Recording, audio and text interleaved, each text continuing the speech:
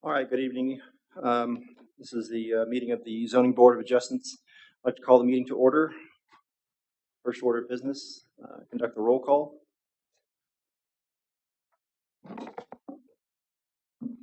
Eric Hammerson. Here. Jim McAfee. Jennifer Eggleston. Here. Taylor Williams. Clay Sears. Here. Marcus Vidrine. Here. Devin Mullen. Here.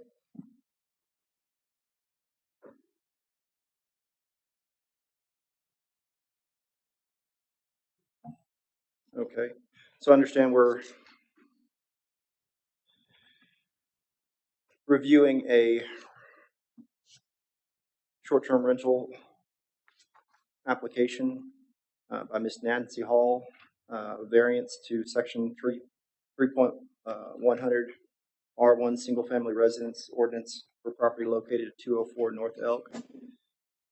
And the applicant is requesting a variance to allow for STR unoccupied use. Thanks, sir. And first, before we start that, we need to approve the minutes for the July regular meeting. I will take a motion.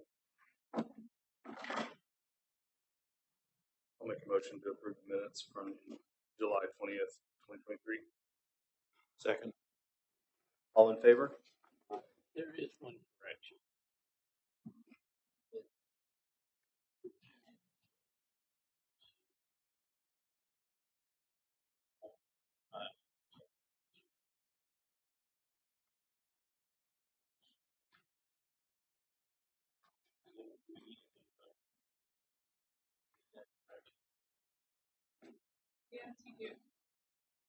Okay, then I'll make a motion to approve the minutes dated July 20th, 2023 with a correction that Shelby Collier, associate planner, was not in attendance in that meeting.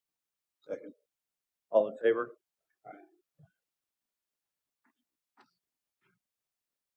Okay. And the next item is the public hearing. First portion is the presentation by the applicant. Is Ms. Hall present? No, I'm. Okay. Yes, ma'am. I have a copy of what I'm saying.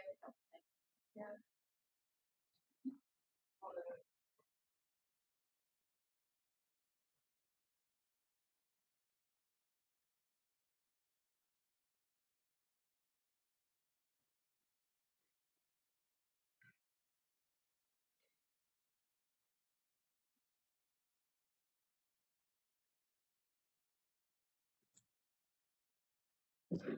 Good evening.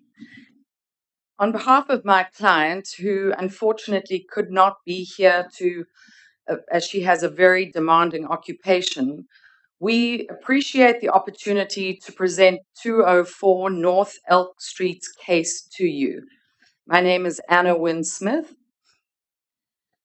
For the record, I would also like to express my appreciation to the mayor and to one of the members of the city council for directing me to make this variance application to the Board of Adjustment, given the unique conundrum that is 204 North Elk and its stranded status. The passage of the property is before you in the form of a timeline, which you received in your pre-meeting packet. In summation, Nancy Hall and her brother inherited this home after the death of their mother in 2022. Their parents built the house and lived there for 25 years. Their widowed mother, in the last years of her life, wasn't holding it top of mind to apply for an STR permit, and the family were dealing with her health issues at the time when the city issued the public hearing notice on February the 4th, 2022, allowing for that last chance clambering for what have become known as panic permits. The property was listed for sale on the 6th of May, 2023, at a price that was determined based on a comparative market analysis for a single-family residential home in Fredericksburg. The average price per square foot of homes without, and that's critical to note, without STR permits in Fredericksburg at the time was $365 a square foot. And we listed 204 North Elk Street at $345 per square foot. So well within line of the Fredericksburg pricing standard, and that still applies today, 4 months later. We had a number of calls, inquiries, and showings, and all of these provided the same feedback. No one wants to live 365 days a year in the house because of the location and surrounding commercial and STR activity, which has created the noise from the reenactment center, the regular traffic congestion, the high pedestrian traffic, and the tour buses parking all along this particular section of Elk Street. Now, we did receive an offer and we did go under contract, but with a contingency pending a land use and zoning change which was in the works at that time. Both the city staff and planning and zoning, with a 7 in favor to 2 against vote, approved the change from R1 to R2 and low to medium density residential land use on July the 5th this year. On July the 18th, the City Council denied that. The property remained on the market with no further showing requests. We did receive calls from people who drove by and saw the sign and assumed that the property was commercial. But upon learning of the zoning, they were not interested even to look at it. In short, this property has proved to be unsellable as an R1 single-family residence.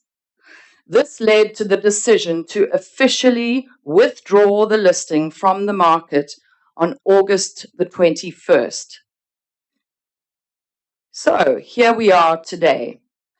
We are seeking a variance to allow the property owners to use this house in a way that is contrary to the local zoning regulations. In other words, allow this property to be an unoccupied STR. First and foremost, in all my discovery, there is no property within Fredericksburg that compares to this property and the circumstances of its surroundings. Nothing compares to it. City staff recommend denial of the unoccupied STR use for 204 North Elk, as it is supposedly not unique to the others on the block. It is 100% unique. All the others are STRs, with the exception of 202 North Elk, which is the massive 2-story house which completely overshadows the subject property and functions like a small hotel, as it is a second home, weekend visitation fun house. Additionally, there are no other houses on Austin or Schubert Street that front the major thoroughfare that is the Museum of Pacific War Reenactment Center and the Education Center. City staff say that the variance will alter the character of the street.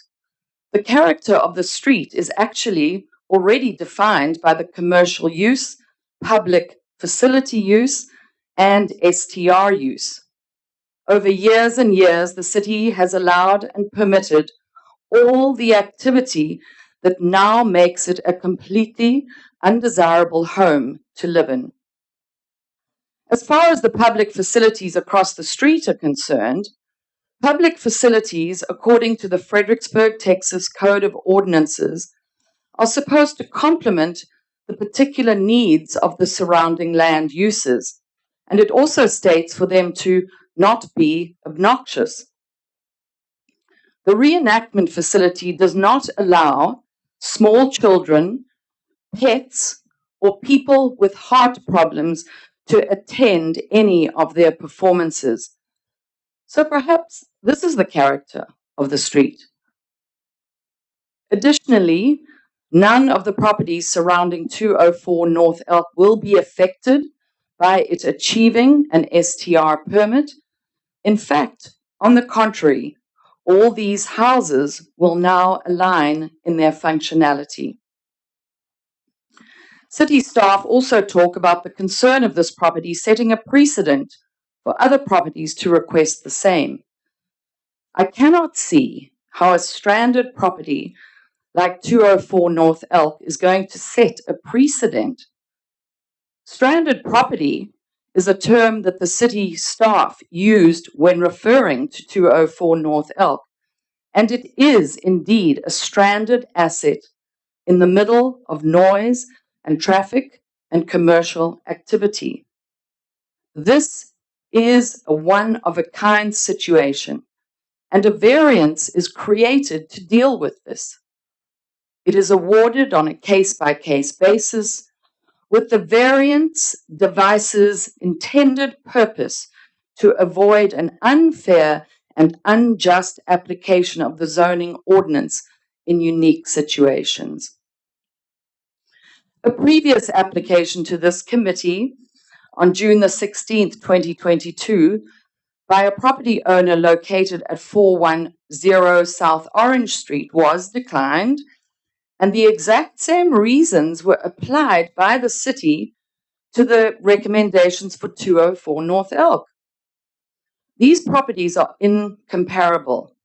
Orange is across from a lovely, quiet park in a neighborhood whose predominant character is that of single-family residential homes with some STRs dotted around. How can this precedent be applied to 204 North Elk?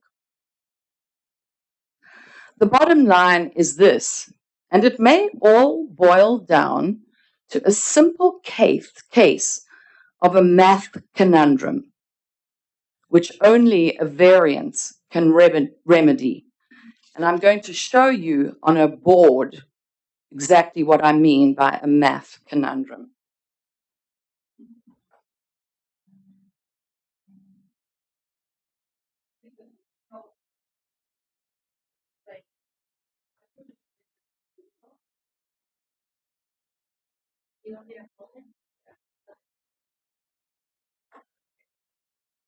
So here we are, 204 North Elk. Here we are, 204 North Elk. There's always a possibility of the type of condition. So 204 North Elk meets one of two criteria that is used. The fact that it's rounded at property line that those is that then is a question of which says that 75 property on the block of three can also be a job. Now, not that requirement was there were actually only three properties on the block. Property 1 to go L, property 2 to go 4 to L are subject property, and 206 L. 206 property B, 202 not.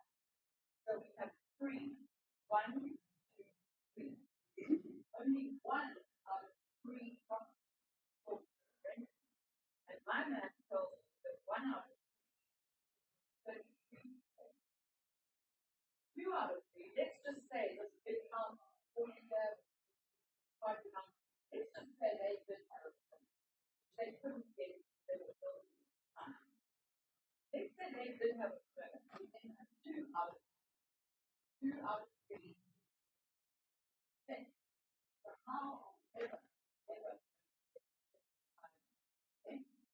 make this particular location once again extremely the math does not add up. Even if they make code and still not to make the math. There is the question of this topic, which ordinance is not great. Didn't have doesn't report how you be told that you're imitating them. So if those two counts, these have to be done. But this topic doesn't actually say what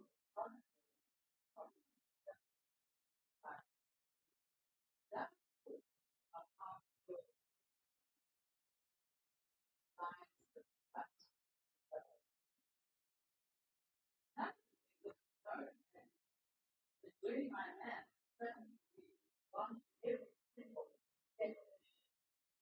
Clothing has established that this topic here is actually what the true topic. In other words, the only entrance to this property is from here.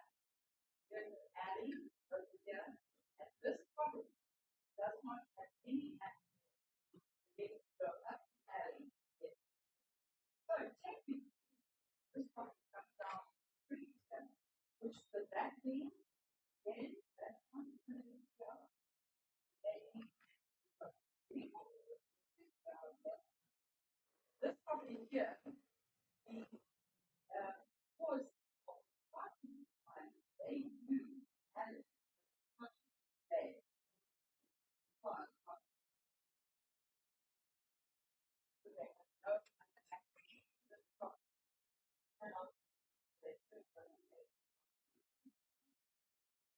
so this is I don't have to be honest that maybe else that I just voted on this property. So my daughter with going to find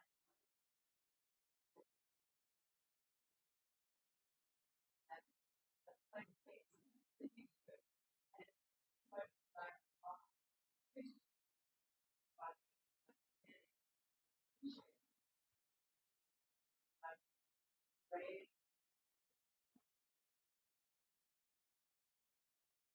I'd like to defer my questions until after I've heard the city's presentation.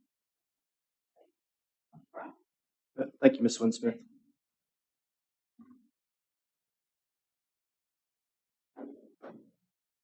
Would the city staff like to make the presentation now? Yes, sir. Thank you. Thank you. And thank you, Anna. That was a wonderful presentation and a fabulous summary of a project she's been working on for a number of months now. The application we have before us this evening is for a variance for a property located at 204 North Elk. What they're requesting is the ability or a variance to allow for an STR unoccupied permit in an R1 zone area. So as staff conducted our review, we had a couple of findings that we found specific to this property that we believe to be important. The property is located in an R1 single-family residential zone, and it does not qualify for a conditional use permit. And what that means visually, looking at the map we have on the screen before you, is there are, oh, sorry, we'll fix that real quick.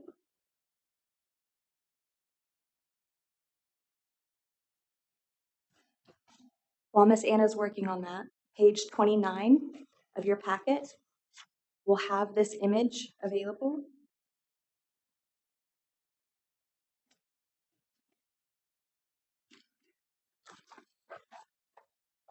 And it should look like this.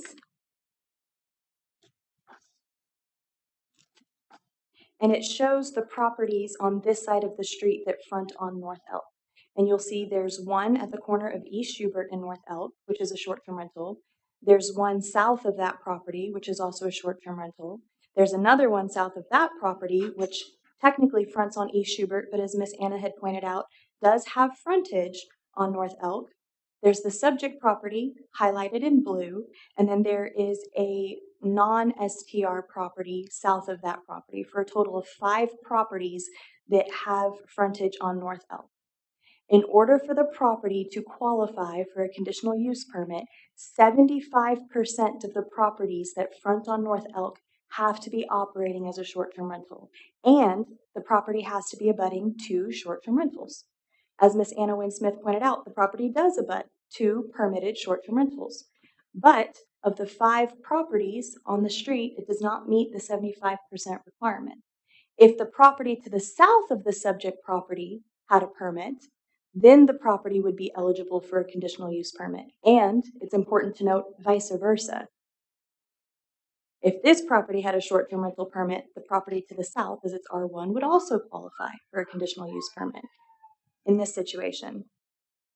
This particular property and the applicant joined a group of neighbors and made an application in July of 2023 to change the zoning from R1 single-family residential to R2 mixed residential, which would have allowed the property to obtain a short-term rental unoccupied permit. City Council denied that request on July 18th, as they did not support the expansion of short-term rental uses into residential zones in this case.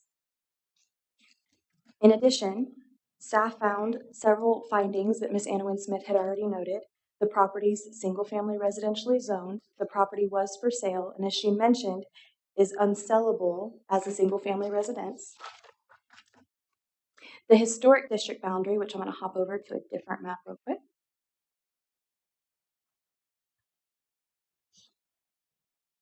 The historic district boundary, which is this pink hash line here, stops at North Washington and does not cover this area. In addition, the property has a variety of commercial uses within walking distance, such as the Inn above Town Creek, which is located here at 107, as well as Winchester Lodge, which is here at 415 East Austin. The property is also located between the National Museum of the Pacific War, which is over here in the 300 block of East Austin, as well as the reenactment zone, which is in the 500 block of East Austin. 17 properties, back to page 29 of your packet. 17 properties are within 200 feet of the subject property. Of the 17 affected properties, 7 are short-term rentals. It is important to note that 1 is a hotel, and there are additional commercial uses, public facility uses in the vicinity. The lot is greater than 10,000 square feet and has 2 short-term rental permit options by right. The property could apply for a short-term rental B&B, which they would be approved pending the permit and the inspection, and a short-term rental ADU. They could build a guest house in the back that's smaller than the main residence, have a full-term tenant live on site, doesn't have to be the ownership, it could be a long-term tenant that lives on site, acts as the local contact. They have 2 short-term rental options permitted by right in this zone.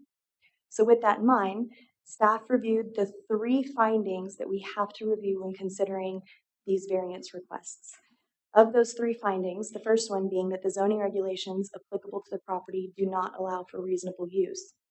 In this case, staff finds that they do allow for reasonable use. The property was built for single-family residence and until recently was inhabited as a single-family residence. The plight of the property is due to unique circumstances existing on the property, and the unique circumstances were not created by the owner of the property and are not merely financial and are not due to the result of general conditions in the zoning district in which the property is located. Staff does agree that the circumstances were not created by the owner of the property. Rather, they are the product of increased development and the result of commercial land uses bordering residential zones. But while the neighborhood is characterized by intense pedestrian and vehicular traffic, as well as noise from the combat zone, these circumstances are not unique to this property alone, and they affect the entire neighborhood that is zoned R1. Those properties would include the property to the south of the subject property, which is located here on the corner of East Austin and North Elk, as well as this property to the north that is at the corner of East Schubert and North Elk. As Ms. Winsmith did point out, the vast majority of the properties north of this, within the 200-foot buffer along North Elk, are short-term rentals. But these characteristics are not unique to this property alone. The third criteria that we must consider is that the variance will not alter the character of the area adjacent to the property, and it will not impair the use of adjacent conforming properties, and will not impair the purposes or regulations to the zoning district in which the property is located. And this one is tricky and difficult. Staff can definitely see where this property has a mix of commercial and residential uses within a 200-foot vicinity, and we do not dispute that at all. It's pretty obvious given the zoning map and the variety of uses between these 3 blocks on East Austin Street. However, it is staff's opinion that if issued, the variance would alter the character of the area. The requested land use is not allowed by right in this zone, and if approved, would be in direct violation and intent of the regulations. If a variance were approved, it would set a precedent that would allow any of the R1 properties in this area to obtain a variance to operate an STR unoccupied, which undermines the existing R1 single-family zoning ordinance that was adopted April 1st of 2022. With that, staff's recommendation is that we deny this request for a number of reasons. The City of Fredericksburg went through a 14-month-long public process regarding potential amendments to the short-term rental ordinance, and the first public meeting addressing this topic occurred on November 30th of 2020. All property owners were given notice of potential changes and provided the opportunity to attend the public hearings.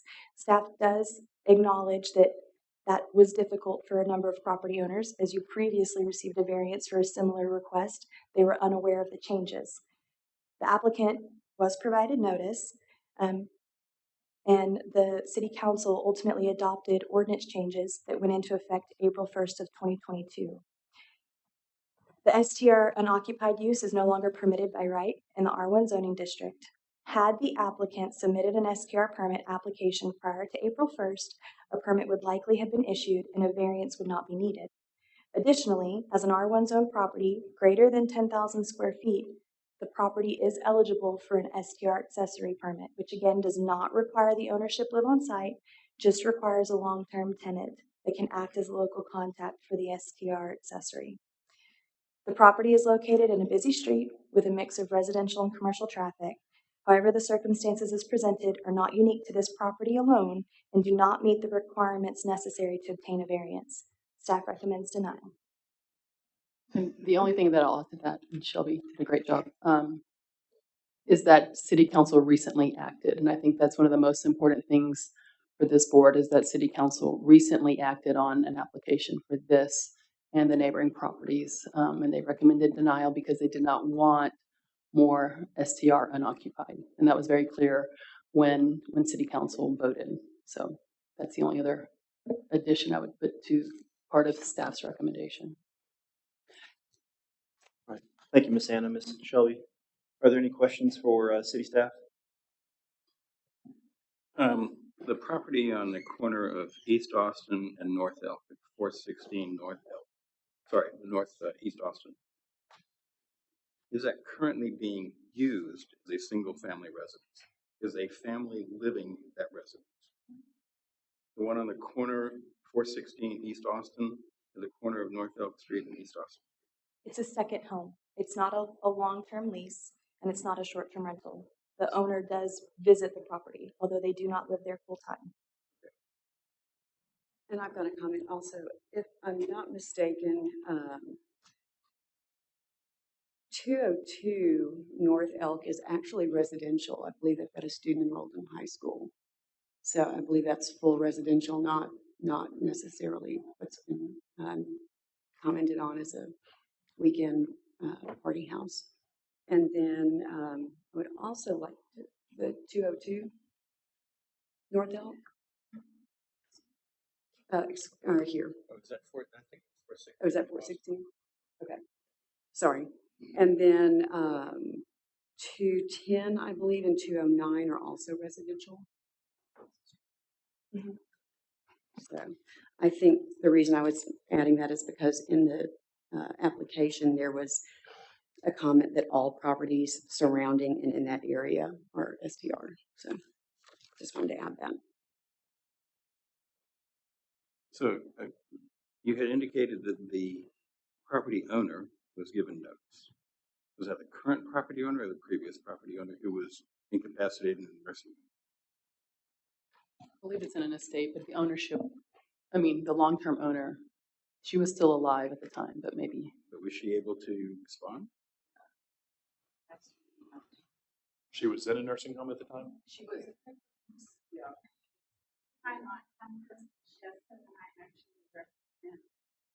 Could you step up to the microphone, please? Thank you, Ms. Lesher. Hi, I'm Crystal Shesso, and I'm an attorney in Fredericksburg, and I actually represent the owners. Betty Hall placed this property in a trust in the mid-2000s, I believe. And so there really has not been an ownership change. At some point, we'll distribute from the trust, but she was not in the nursing home. She was still living at home, and she was in the last months of her life, had health issues.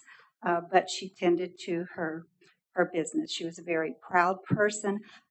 Personally, I don't think she would have understood had she gotten the letter, which I'm sure it would have gotten to her. So, we can't stand here and represent to you that she made a conscious decision to not apply. I can't say that. Do you have any other questions? To the lady who had spoken first, do I understand that you have repeatedly tried to sell this house as a single-family residence and had no takers? Yes, we have had no success selling it as a single-family residence. In fact, some of the showings we've had, people would arrive from out of town, not familiar with the location, and the minute they discovered where it was, they didn't even want to look at the house. The city staff think that they can sell their house as a single-family residence. Well, monetary, it's not a financial. My variances are not But I determined mean, by for use, can you sell it for use as a single-family residence? at the right price. Anything will sell for sure. Not necessarily. No? We've got Okay. abandoned So we do properties need to all go to a over town. public hearing and, but financial is not an issue for variance. I understand that. Can the house be sold for use as a single-family residence in its current location, surrounded as it is by STRs, and across the street from the combat zone? The property on the corner of East Schubert and North Elk is a residence, as is the property at at East Austin.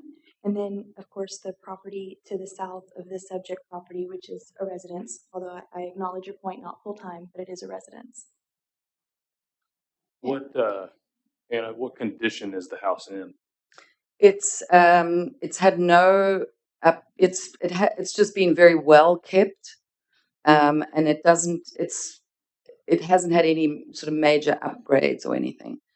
But when we priced it as a single family residential, using that $345 a square foot as the based on other properties. Yeah.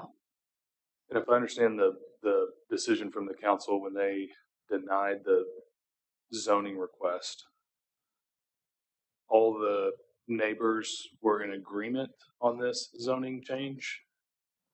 And how, I mean, where was the zoning change and where was it going to go and all that stuff? The zoning change was for the 400 block of East Austin. So this was the anomaly. It was part of it because it faces Elk. But if you look at that block, it's part of the block that also faces Austin. So they came in as part of a larger group. And staff was recommending approval of the zoning change. Staff did recommend approval. I mean, if we're talking about STR use, yes, staff was recommending approval. But council was very adamant that they didn't want that creep. Now, then again, right, because if you allow an STR permit here, then that counts towards somebody else's threshold to be able to apply for a CUP. Of note, I would say, is the city council is smack in the middle of amending the STR ordinance. And this issue of the stranded property has come up. Staff is recommending that this block issue change, and we're recommending that we use the 200-foot boundary as the measure instead of a block. As it stands right now, it's 75% of the block has to be an STR to be able to qualify to apply for the CUP. In the draft as written that was sent to Planning and Zoning, staff was recommending 200-foot boundary as the measure and 50%. Now, in the year plus that the ordinance has been in place, no one has qualified under that 75% 200 block. So we call it a stranded property. But that's something that council is going to see on October 3rd and consider. And so I think this is an excellent example of something they should consider. But as it's written today, this is what we have to work with. So on that math, 75%, what's correct? We were presented with, okay, there's 3 properties that technically face Elk. Or are there 4? Are there 5? There's 5. What's the actual You would answer? take all of the properties that have frontage on Elk. So it would be this property here on the corner of East Schubert and North Elk, the property to the south. There is a little L-shaped property here that also has frontage on North Elk, the subject tract, and then the tract on the corner of East Austin and North Elk. So if I'm looking at that correctly, then they have 3 abutting properties surrounding that are short-term rentals surrounding this. Technically, they have more than that. 1, 2, oh no, I'm sorry, because this one has a dogleg. Yes, 3. They have 3 So the properties. entire north boundary, the entire east boundary, and half of the south boundary. I would say 4 out of the 6 that they're touching have an STR permit. Correct? two that front Austin Street, Well, it's the not dog abutting leg. to these two down here. It's technically just abutting to the one, but it also has a short-term rental permit with the through property, right? The L shape. Yes, sir. Oh, okay. Right. Right, so it's touching 3. Which then- gets you through the first requirement. And then the second requirement is that 75% of the properties on that side of the street between intersecting streets. So we would count all of the properties from here down here. So if I understand correctly, the only property that would be affected in terms of what it could do that hasn't already done is 202, which isn't actually 202. It's actually, from what you say here, it's 416. It is, I thought it was raised. Right. Yeah. So that's the only property that would be affected, right? No other property, there is no other property on that street that isn't already in this. There is. It's across the street. But it's on that block, right? Is that the only thing that applies? Is the number that are on that side of the block, not the opposite side of the block?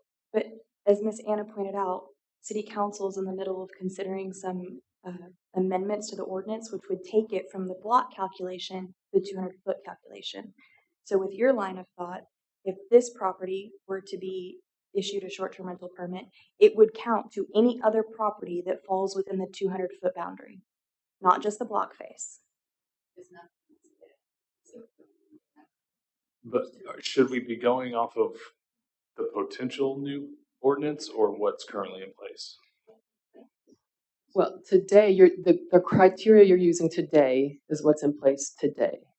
Now, but allowing it, right, is a trigger, and that was definitely in the mind of City Council when they denied the application. It was the trigger, was the precedent. That For was denying the rezone. absolutely.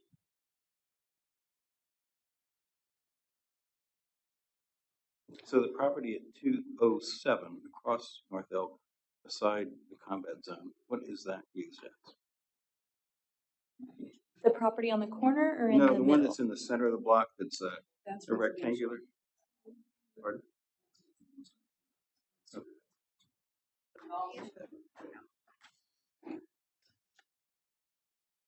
Do you want to have the public hearing?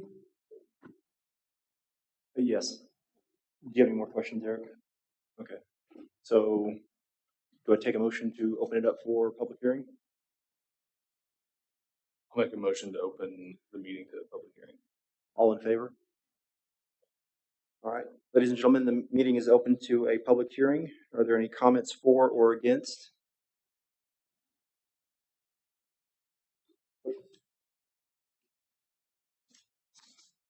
If y'all don't mind, we'll read the comments that we have unless we want to say, I'm sorry.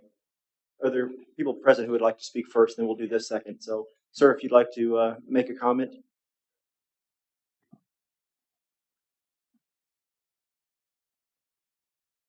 My name is Mike Mahoney. I'm a resident here. I'm concerned about this, not because I have a personal interest here, but because this sets a dangerous precedent. The ordinance is pretty clear. This property doesn't qualify. They've already tried one bite at the apple by trying to rezone it. The city council unanimously turned that down. And to go forward is, it's kind of untenable. The threshold for, as you are far more aware, for a variance is that the applicable property does not allow for reasonable use. And I don't think the applicant has made their burden of proof on that. They have listed this property for almost 50% more than the taxable appraisal on it, than their paying taxes are on it. They've listed it for $1 million and dropped it to 900 something. That is not proving that it's unsaleable. If you lower it to an appropriate price, people can live there. There's hundreds of people in this town. The only time that enactment fires up noisily is on weekends, Saturday mornings primarily. There's hundreds of people in this town that work on jobs on Saturday and wouldn't even know that had happened, would be perfectly fine, but not to buy it at $1 million. So I would argue they haven't made their burden there, and that's an essential requirement for a variance. I would also say that it is merely financial until they could prove that they can't sell it for $600,000 or $500,000.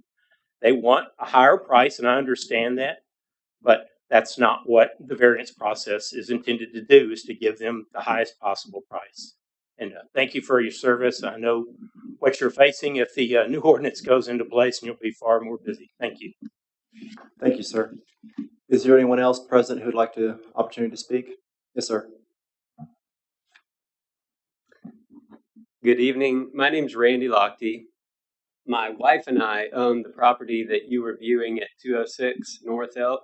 So we are the small property on the map, the square, yes, just north of the subject property. I know that it's a contentious subject about STRs in our city, and I hope to sow peace. I consider it a privilege that we get to operate it. We try to do it to the benefit of the city and to our neighbors.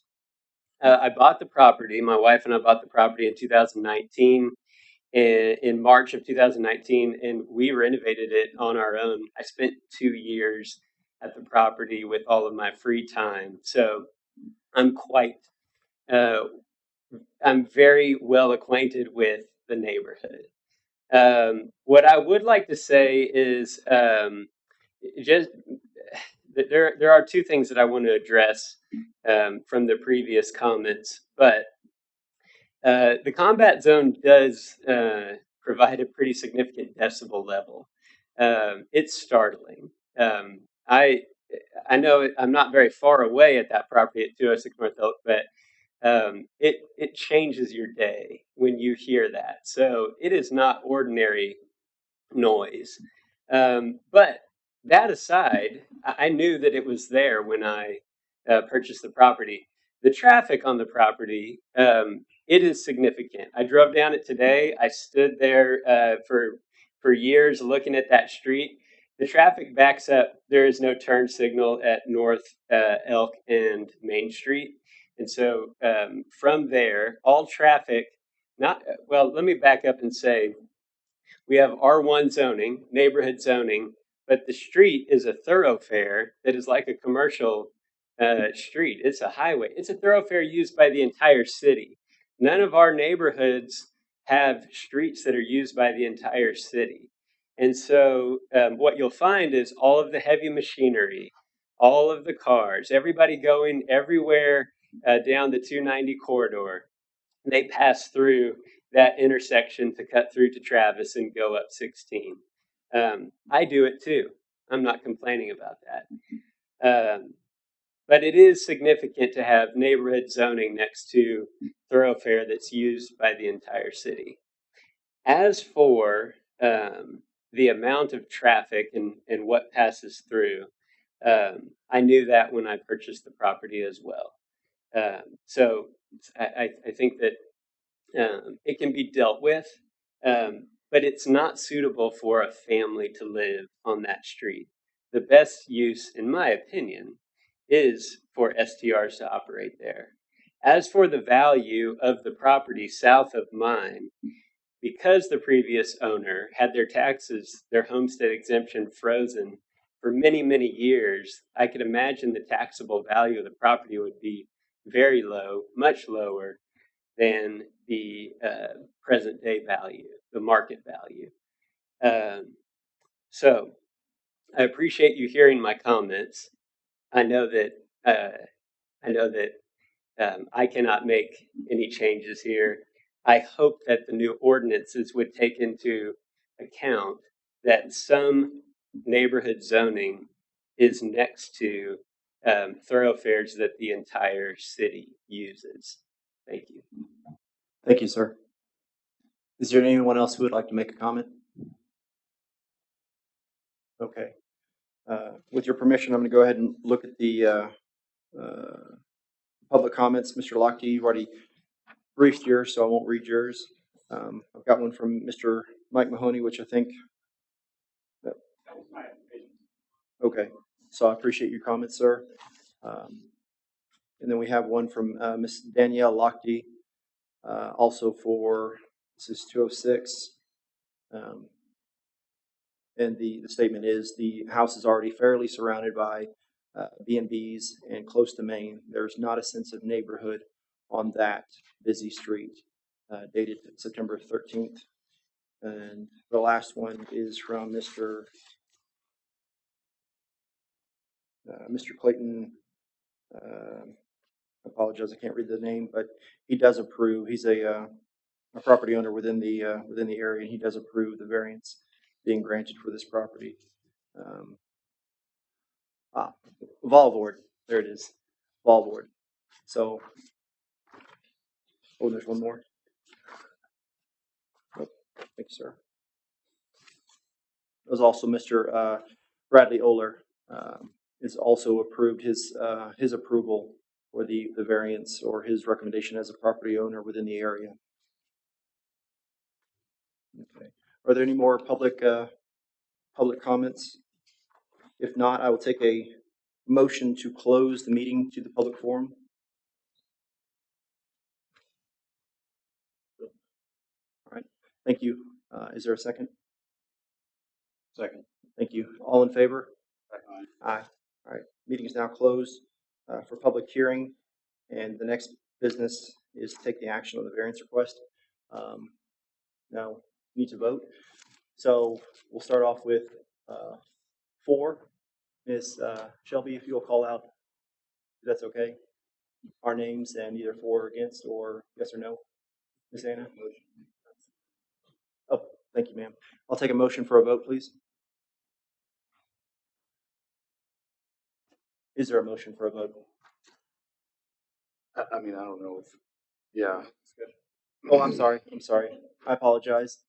If we need more discussion, please. Go ahead. I think the point that was made was that we don't know what the new ordinance that will be approved will say. So that we don't know whether or not we will address this situation satisfactorily. We can only work on what we have right now. I think the point that was made is that the current appraised value of the property is artificial because of the exemption that is in place for the period. What the bring value is.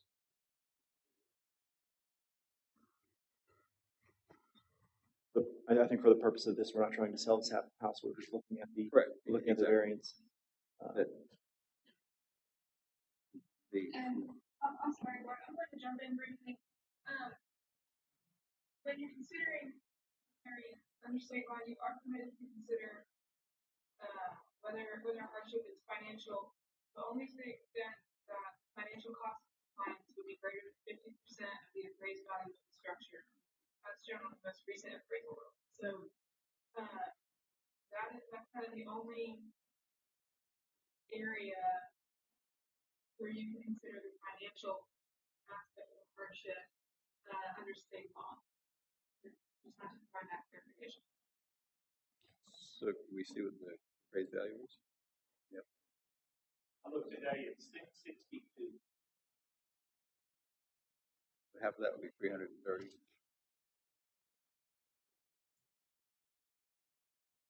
So they can't sell the property for 900. Is that more than half the appraised value?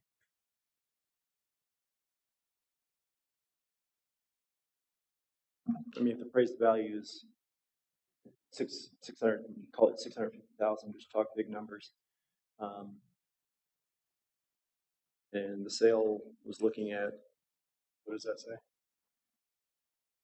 $662,100. One more time, Shelby, please. $662,100. 662.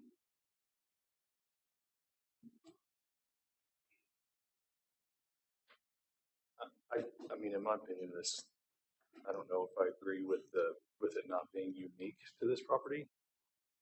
I do think that this is a very unique situation, much different than the last variance request we had come in.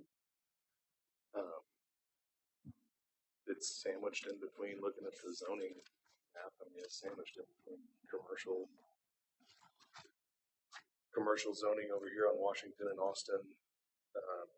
Got commercial here with the hotels, and then you've got the museum. Then you do have R2 zoning on Schubert, and between Schubert and Austin Street on the other side of Elk. I was looking at a request from 2021 where the neighborhood got together. It looks like 305 North Elk, 502 East Schubert, 506 East Schubert all got together and asked for a zoning request to go from R1 to R2, and that was approved. It looks like May 17th, 2021, public hearing. It was denied. It was approved by planning and zoning, but not city council. That was Oh. also denied by city council. Okay, sorry, I misread that then. Page 28 of your packet shows the existing zoning map. If you can see the screen, it's also available on the screen. And the properties along North Elk up to that intersection are still R1, single family residential, as well as at the intersection of East Schubert. I'm sorry, going back to this, where does it show it was denied in the May 17th, 2021? I don't think the applicant provided that, but I did find the minutes from the city council meeting from May 17th, 2021. And it was a unanimous vote for denial. For 305 North Elk, 502 and 506 East Schubert. Yeah, okay, sorry, I guess Yep. I'm Very, reading, very it looks similar. like city council memo right here that I'm looking at says Wednesday, May 5th, 2021, and it unanimously recommended approval of the requested land use and zoning change. Correct. But city council did not. This was the memo to city council. It was not the action of city council. So once again, they overturned P&Z and they went against staff recommendation to deny an application for STR use. They've been very clear.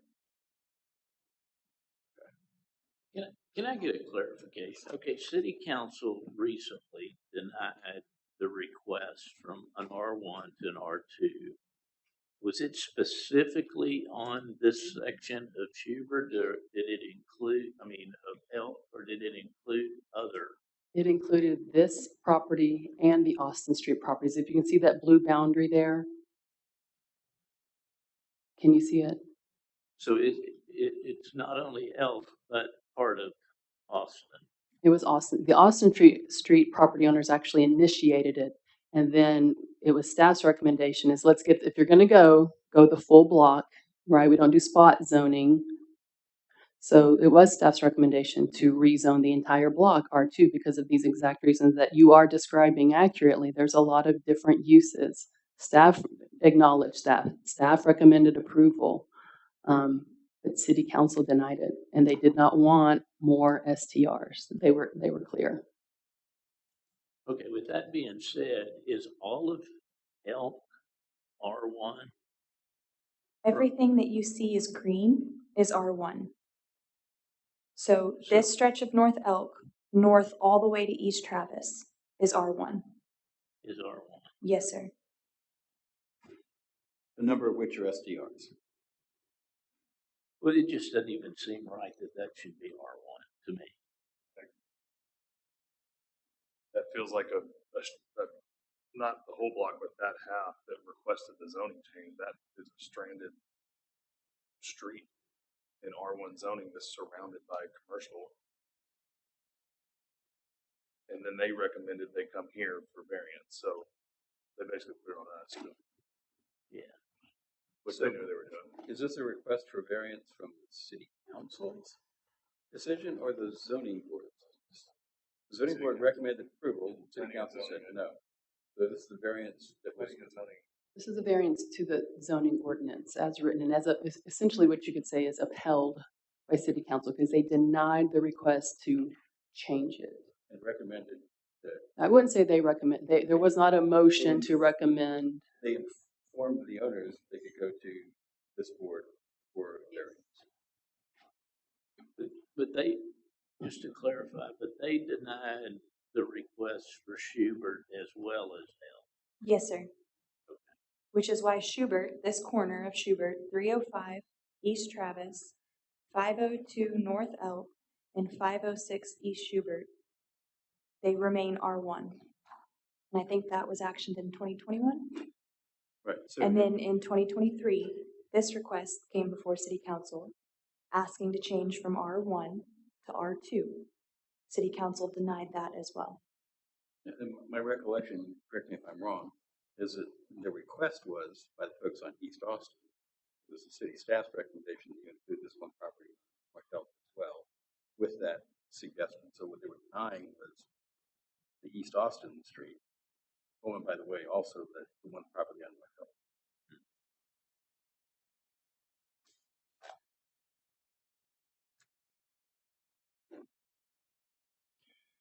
I'm going to pause for a second. May I have a motion to open it back up to public forum? It sounds like Ms. Winston had something to say. Applicant, you can speak to her. She Okay. can, if you allow it, yeah. I'll allow it. Ms. Winston, do you have something else you'd like to add, please? Yes, I was just going to, excuse me. I was just going to clarify. If you're not doing the public hearing, please formally reopen the public hearing, and then we will formally close it again after she finishes speaking. I move that we go back into public hearing. A second. All in favor? Aye. All right, thank you. Ladies and gentlemen, we are back in a public hearing. Ms. Winston, if you would. No, I was just going to clarify that the suggested course of action, when I reached out to all the city council after they had denied it, and to that end, it was a large group of properties all on Austin Street, and we came in on the tail end. But in my opinion, they were very concerned that that would mean that all those properties on Austin Street could also apply. In this variance request, we're just asking for the one property. After all that happened, I reached out personally by email to each city council member and Mayor Hoover and one of the other council members, because I said, what do we do now? We are stranded. What do we do? And he suggested your next course of action, along with one of the other council members independently, who said we should take it before the Board of Adjustment and request a variance, which is where we're at today. So, Thank you, ma'am. All right. I will take a motion to close the meeting from. Are there any other public comments? I'm sorry.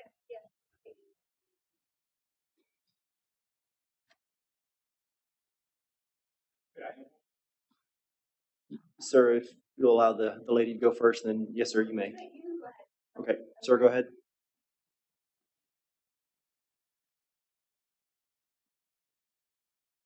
I think again, it's kind of dangerous precedent to talk about what a council member out of session said your next course of action could be and represent that as a recommendation. That's all I'm saying is that, yeah, this was clearly the only remaining course of action. They've already tried all the other options. So thank you. Thank you, sir.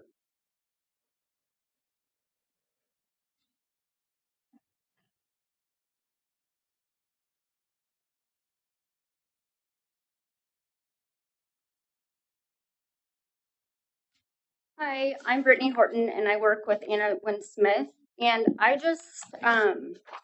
been working really hard on this, and according to the 7.23 of the dimensions, it said corner lots or parcels of land with two intersecting streets frontage is equal to the length. So by that map, Shelby, you're saying that Schubert is facing Elk or not? The corner one. 415 East Schubert? Is that 416? Or are you referencing down here on East Austin? No, on the corner of Schubert and Elk. 415 East Schubert. Are you counting that in your 75% or you're not? Yes, ma'am. It's there on North Elk.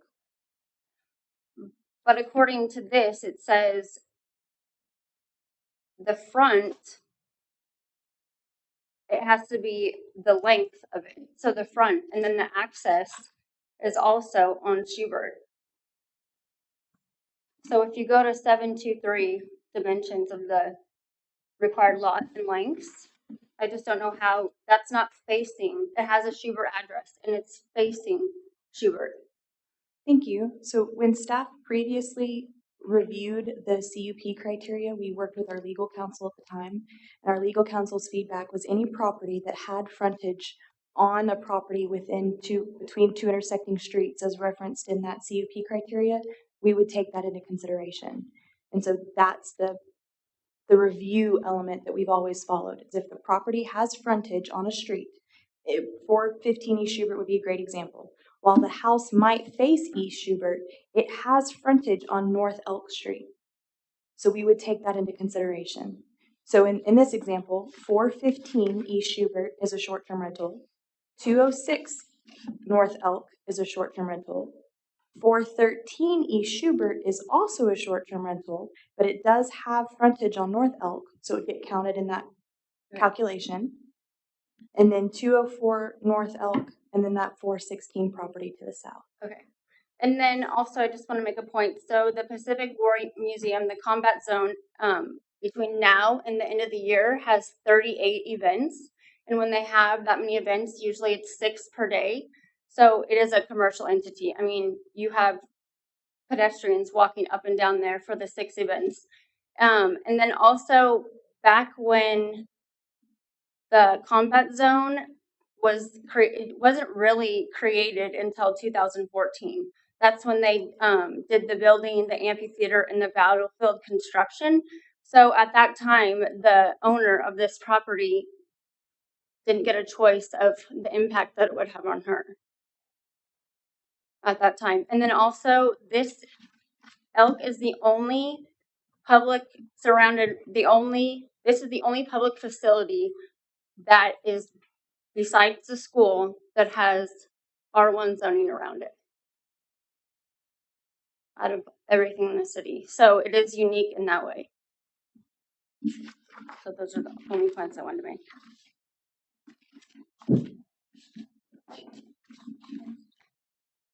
Thank you, Brittany. Thank you, Brittany. Were there any comments? Any other comments? Okay. I will take a motion to close the meeting, public hearing. We'll make a motion to go back into regular session. Second. All in favor? Aye. All right, motion carries. Are there any other comments, members of the board? I do think it's a very unique situation. I think it's a property that strain is thrown around there. It is. I wouldn't want to raise my family in this house. I wouldn't live there as I would not want to live in this house as my main residence, or even if I'm just living here half the year. Whether it's 38 events to the end of the year or just on a Saturday morning, that's pretty disturbing hearing that, getting woken up to that.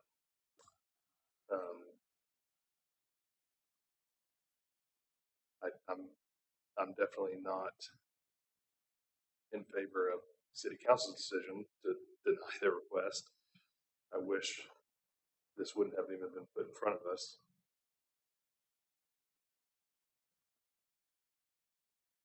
So that's kind of where I stand right now. Okay. And I think, you want to say something, ma'am? I feel like you. I wish this wasn't put in front of us either, but coming right off of City Council and hearing comment after comment and reading all of the neighbors that are still there, that do live by that, that are devastated about having anything else besides a potential for residential or residential with an accessory building. That's kind of heartbreaking to hear. So sitting at that City Council meeting and hearing City Council unanimously vote it down, I think this is a really short turnaround to come back with something different, and I don't know what kind of precedent that sets. I have to think really long and hard about that. Okay. It appears to me from the map that we have before us on page 29 that the only adjacent property that's not already in SDR is the one that's at 416, and it's not you from that precedent. So changing this to allow an SDR doesn't have an impact on any other R1 residences that are actually used as single family.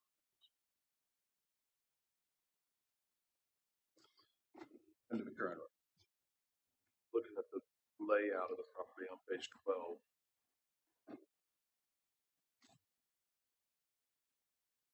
We're talking about the potential for this new ordinance to come into play.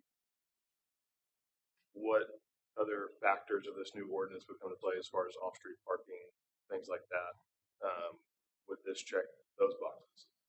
So for the current ordinance, they would have to park per bedroom. At the current 2022 ordinance, they would get credit for on-street parking if they have 22 feet of frontage.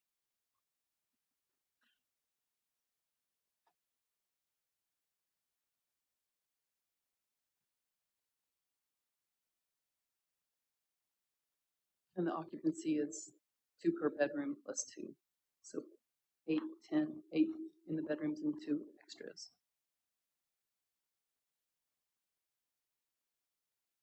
And then the new ordinance would require how many off-street parking spaces? The new ordinance will require the same number of off-street, and there's no credit for on-street, potentially. So the same number as the bedrooms? Correct. What is the, I guess, our legal counsel, what kind of precedent is set if this is approved? What is that? What kind of, yeah, Well, each one of the considerations we have is one-off case by case. We don't. right. We don't I go guess that's where I'm getting at is, isn't that what we're here for?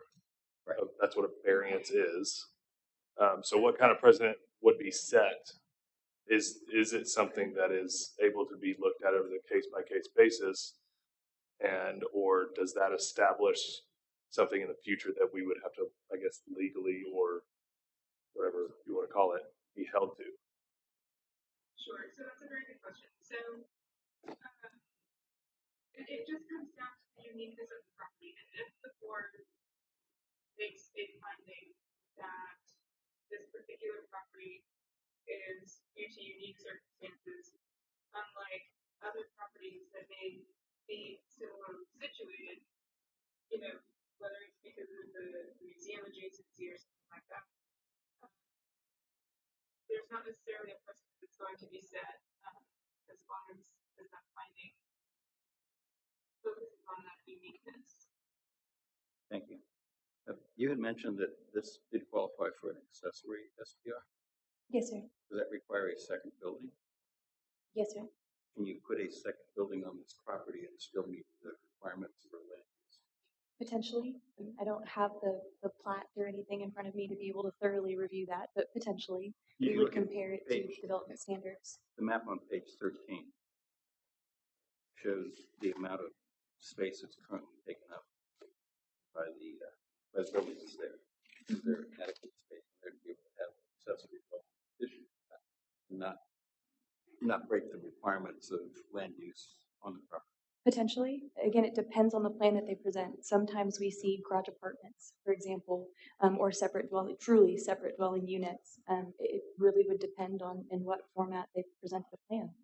And in that situation, would they be able to use the main property as an STR and have the tenant who is managing live in the accessory, or the person who's living has to live in the main property? They could only use the garage apartment for an STR. That's correct.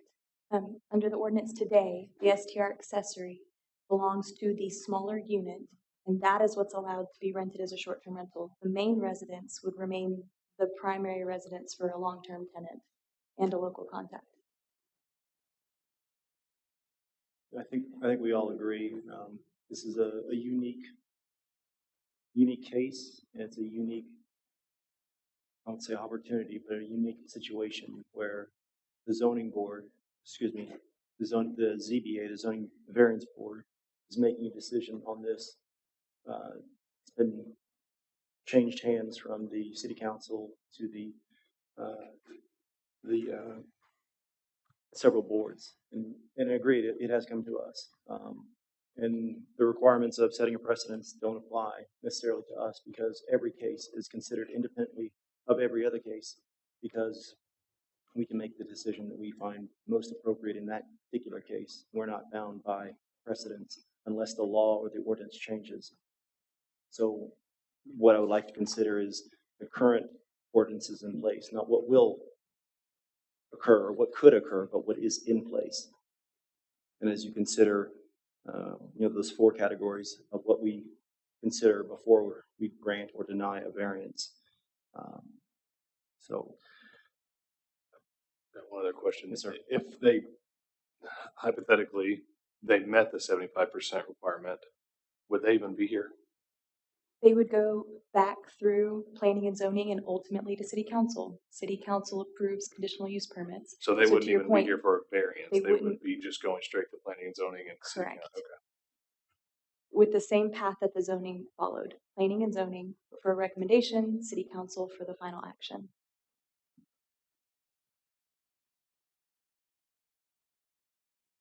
Were there any other comments or questions? Okay.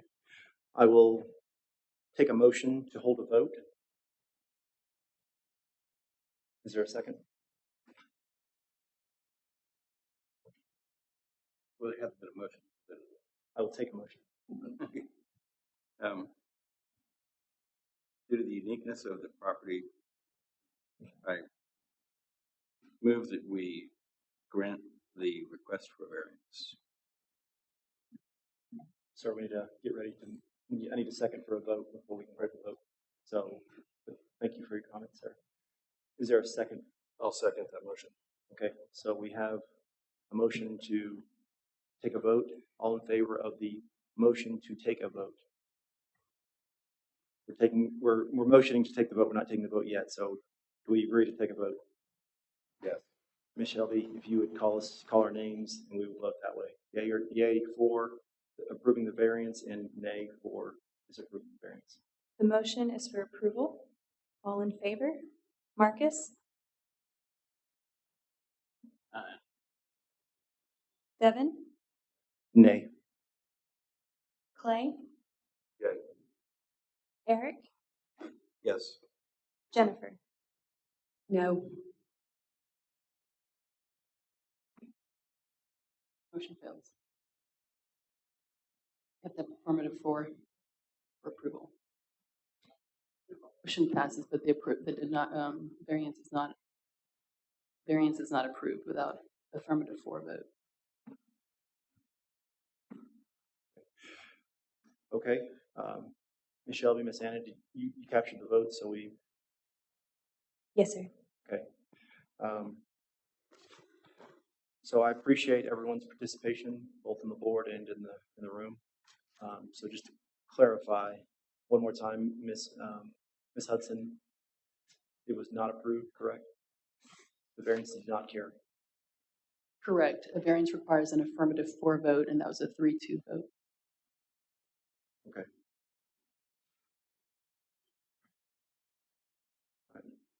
Ms. Shelby, what was the next item?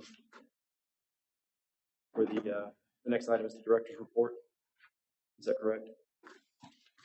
Yes. So, very timely. City Council is in the process of amending the STR ordinance, and one of the biggest changes to the ordinance would be the change of going from the current conditional use permit, CUP, that goes through planning and zoning, to creating a new action called a special exception. And that special exception would be handled by this board. The Zoning Board of Adjustment would be reviewing all new STR cases that aren't approved by right. So, Planning and Zoning met on September 7th. I've included a summary of their proposed changes to this ordinance. But ultimately, it looks like that if City Council adopts it on October 3rd, that this new special exception will be created and you guys will be the ones overseeing it. So kind of similar to a variance, but with some special criteria for you to consider. So if you'll look on page of your packet, your page 45. It says an owner and operator, section 20-223, special exceptions available. So an owner or an operator seeking to operate an STR may apply for a special exception in the following circumstances. All right, number one, to permit an STR within the historic district. So this is currently being handled as a CUP. So planning and zoning and city council have approved several of these in the historic district. Number two, to permit an STR in an R2 district immediately abutting a non-residential district. So this would be a facility. So a facility is anything more than one STR permit. So again, currently there's a process that goes through a conditional use permit that would allow someone in an R2 district to apply for multiple permits if they abut non-residential on one side. The third would be an STR unoccupied in an R1 district. Here's the stranded property. Okay, this number three is the one that's most relevant to what we're discussing tonight. If the property shares two or more lot lines, or one lot line if it's a corner, with a property lawfully operating as an STR unoccupied, and more than, as it's written right now, 50% of the properties within 200 feet are lawfully operating as an STR. P&Z is recommending that 50 turn to 75%. They change it from 50 to 75? They increased it from 50 to 75. Yes, that's their recommendation to City Council. So that would be the stranded property. Number four, to permit an STR with an expanded occupancy maximum or an exception to a parking requirement. One of the other changes in the new ordinance would be to require properties that are currently operating beyond, they're going to set a max occupancy of 12 across the board. And that permits, as they renew, would have to then come into that max occupancy. So we do have 23 properties that currently have an occupancy of greater than 12. So as they renew, they would have to come to you and say, no, we deserve our occupancy of 18 because we're a really large lot, whatever reasons they might have. But they would have to come to you to retain that occupancy greater than 12. Item 5, or the parking requirements, if they could.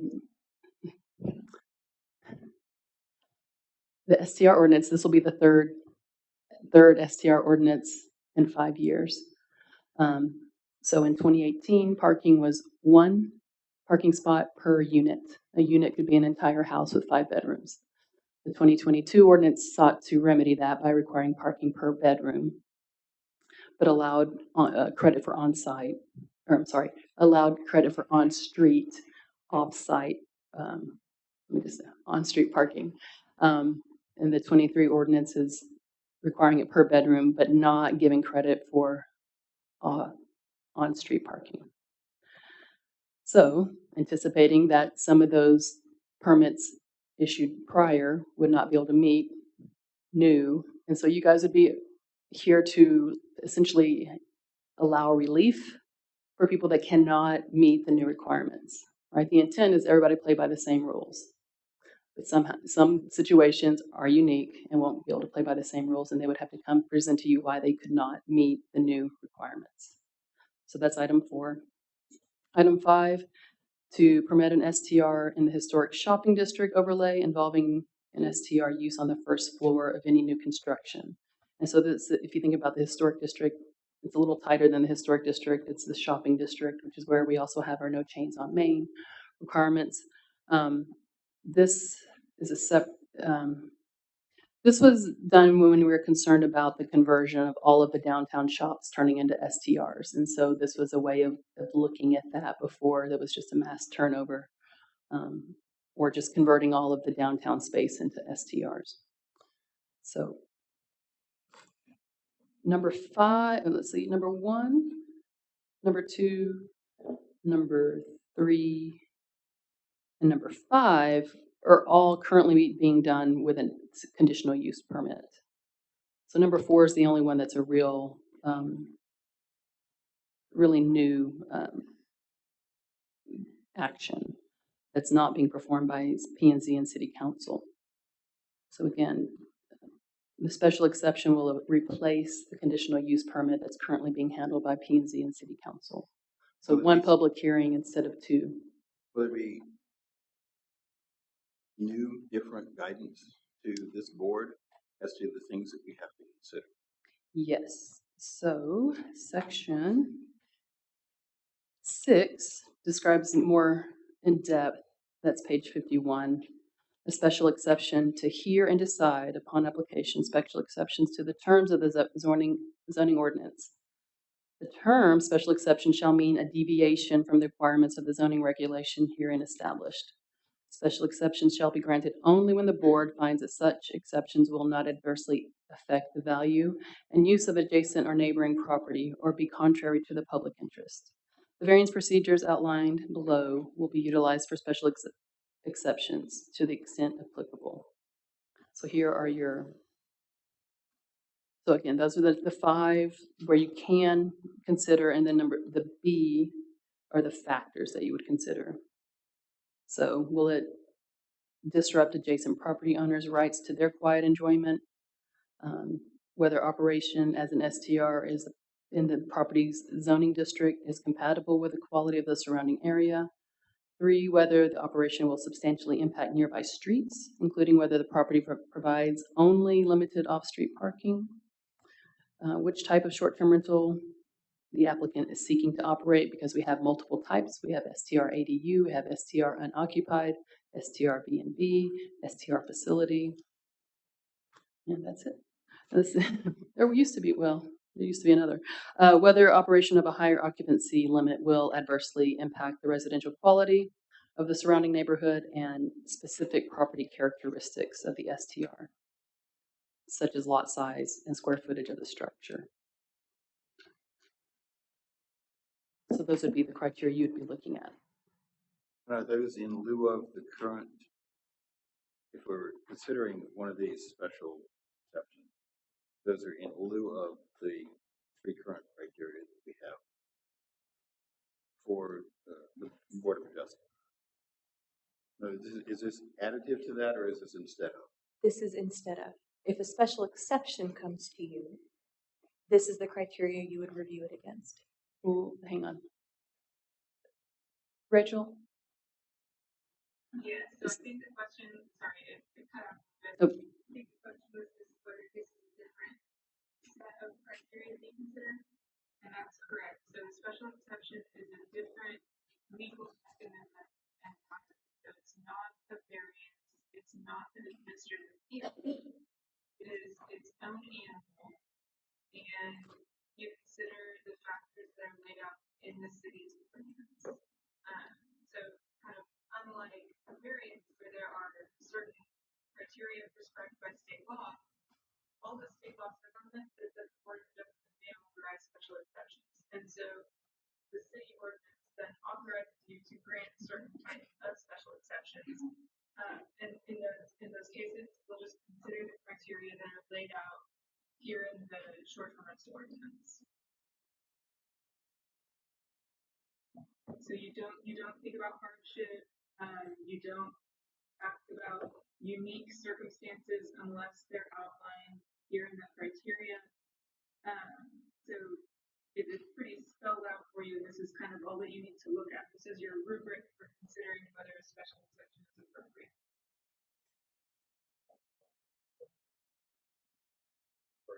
A little more black and white than it already is. That's what I meant. It's more black and white. Just a little bit, yeah. It's a little more spelled out for you.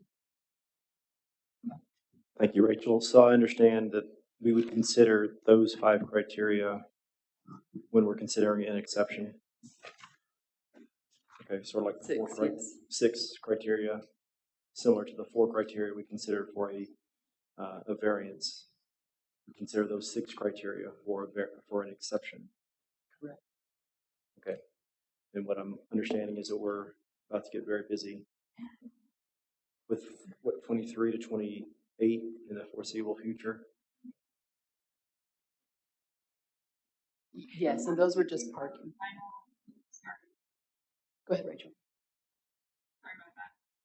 Once we do have a final short-term rental ordinance, think we've talked about this, Anna, but Nick has mentioned doing a training for the ZBA to sort of go through how special exceptions fit in with your jurisdiction and kind of some examples of what that might look like. So I'll come down and work, either in person or virtually, and we'll do a training just to give you all a very good sense of how to proceed with special exceptions and to give you the tools that you need to kind of implement this part of the ordinance.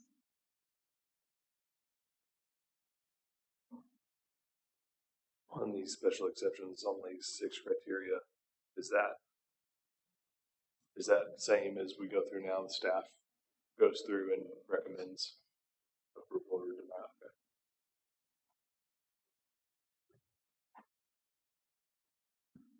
You were about to answer the question about how many we're going to see.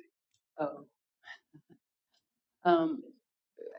It's hard to say. I mean, there's that's 5 reasons. I mean, I can just speak to, the occupancy, and there's consideration that they might reduce the occupancy to 10. And so that means there would be even more existing units that would then be out of compliance and might come to you to get back into compliance. So it could be a significant number. And staff is making our concern known to City Council that it's more than we can handle. We think it would require more staff, but you could be the STR board. So we can start meeting at noon. On Mondays, yeah. So that's the next item is, the day of the week. So To piggyback on Anna's comment, staff can provide you direction regarding the CUP process. Currently, I think we've approved 7, Anna, for R2 Historic District CUP. So there are some pretty standard, normal business that come up frequently. I think we have 3 CUP items scheduled for the October 4th P&Z agenda. In this scenario, that normal business would go towards you as well, in addition to potentially occupancy, parking. So I guess one thing for the members of the board to understand is that every single one of these is going to be complicated, not simple, because we are for lack of a better word, a catch. The fair balance, because we're all local residents, we're making decisions on our community. So to be as fair and as impartial as possible, but every single one of these is going to be complicated, and every single one of these is going to be its unique beast, if you will. So that's a challenge for all of us to consider. For Ms. Hudson and Ms. Shelby, I would consider we might need some more board members because it's not easy to meet with just 5 to get everyone present all the time. We might need more people. And I know that may not be something I can recommend, but I mean, just a time where we can meet consistently, that may be a short-term solution, but I don't know. I mean, we're talking one case here and it's already been an hour and a half. We have multiple cases in one evening. We're going to be here for a while, but that's the responsibility that we signed up for. So I look forward to the challenge, but just something to consider for all of us. that's a good point, Devin. Rachel, is the language the same for a special exception as an affirmative vote of 4? Or is that, is for a special exception, is it the same as a variance that it has to be an affirmative vote of 4? Yes, it'll still require that same consensus. And does the state dictate the size of the ZBA, or can we expand the size of the ZBA? That's a good question. I believe that state law does. Well, I have chapter 211 up.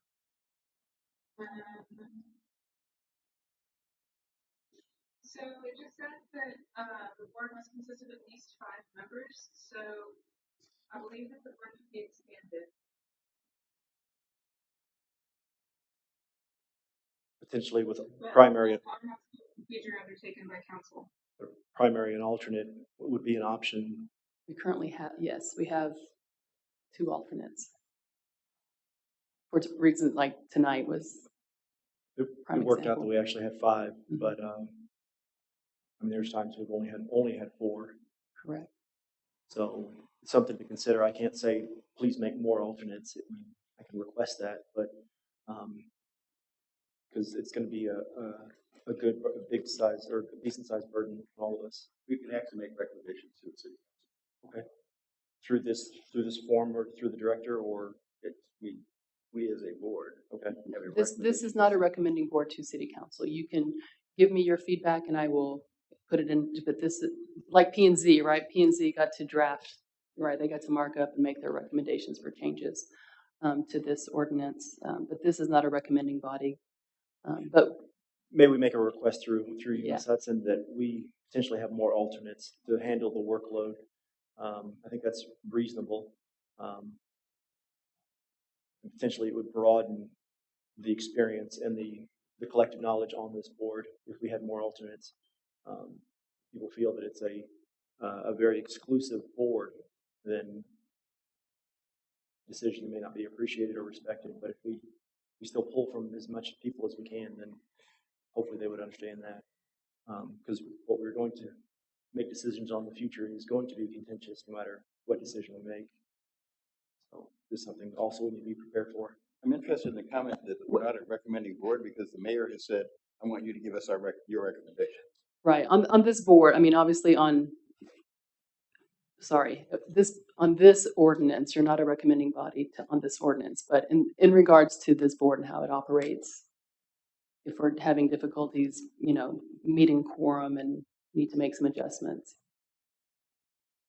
Yes, and Just to follow up on, oh, sorry, go ahead. no, go ahead, Rachel. Go ahead, Rachel. Oh, sorry. Just to follow up on what Anna was saying, the board unfortunately does not have the statutory authority under state law to provide recommendations like that to city council.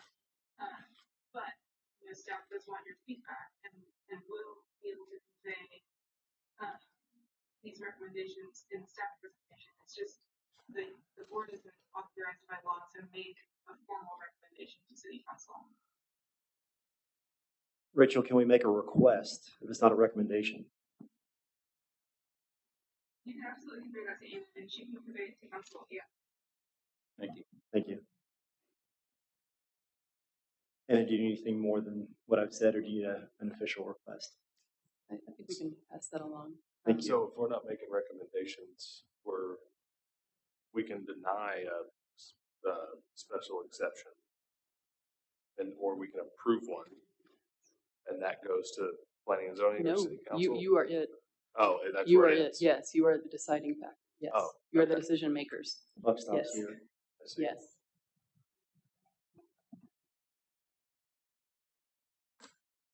Grant, modify, or deny. Yes, so you could approve something as presented, you could deny it, or you could approve it with conditions. I gotcha. That's where my question was. I was I'm thinking, why is it coming to us if we're not recommending anything?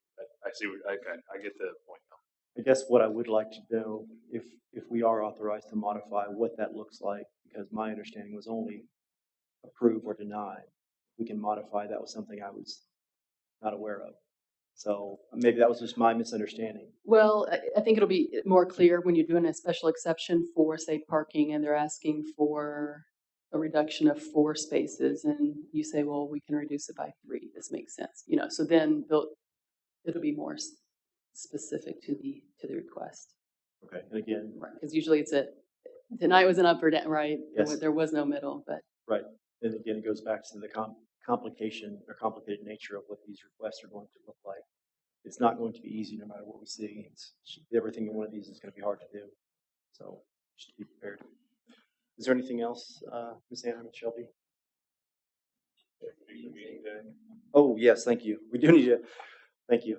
I know that, Shelby, you proposed Mondays, and what is today? Today is Thursday. So is Thursday working, or is this not working? we've been asked by multiple members to consider a different day. So we're constrained by this room availability and just other meetings that we have. So Monday used to be a council day, so that had always kind of been off the table, but now council meets on Tuesdays, and so Monday is generally an open day here in the evening. Monday would be far more convenient for me, starting in January, and other than the first Monday of the month, that first Monday. Mondays are fine for me. Yeah. Unfortunately, Mondays are not good for me. Pretty much every Monday is.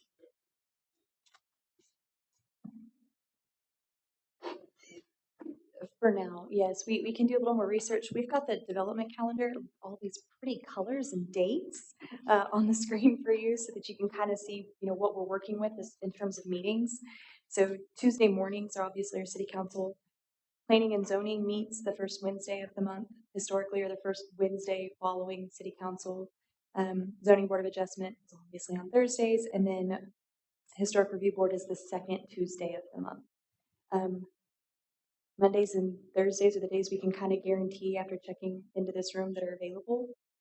But if y'all had a particular day in mind, maybe the third Wednesday, or we could look into, because we would need specifics for reoccurring dates for this room.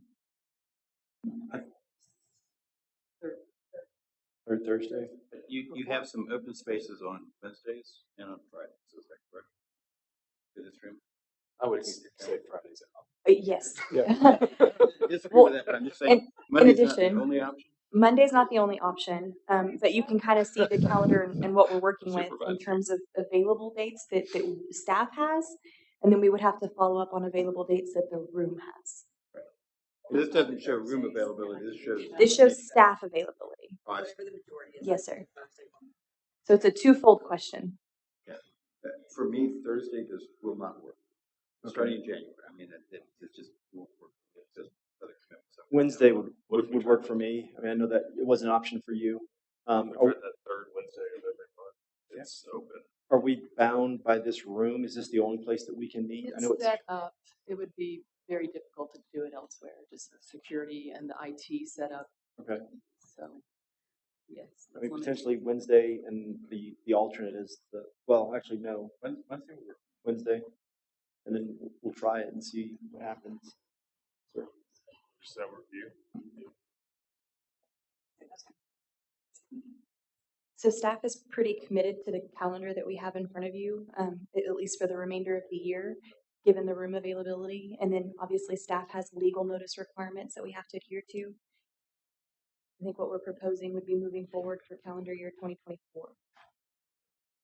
Starting in January.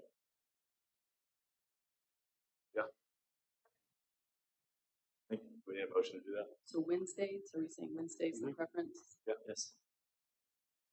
So we're fine with Wednesdays. Remember Taylor last meeting was. Yeah, he kept. He was. Did he ever mention to y'all? He said Mondays. The question was, are Mondays? He said okay to Monday, but yes, Thursday. We'll look at Wednesdays with the LEC availability.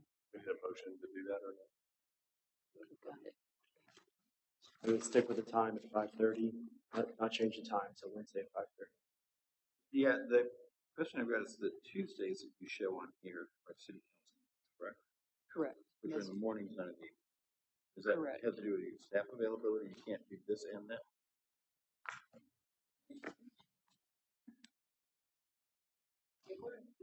They're in the morning now. They're now at 9 o'clock.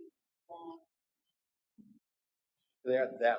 They go to 1 o'clock, but I haven't seen any of them that go till 5:30 in the evening. Well, is Tuesday preferable? No, it's just a question. Right, it's a morning meeting. Yeah, Tuesdays are morning meetings. So not a direct conflict for an evening.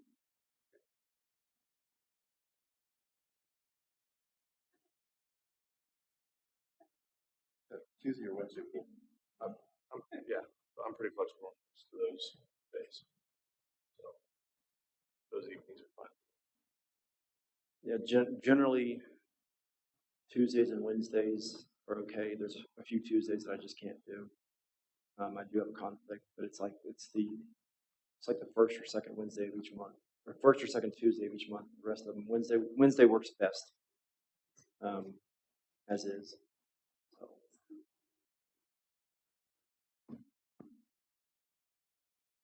We'll get back to you. So, was there anything else we need to discuss, or we made all of our decisions, Ms. Hudson? All right. Well, with everyone's Make a motion to approval. adjourn. Second, all in favor? Aye. Aye. We are adjourned. The fun continues. Thank you, Rick.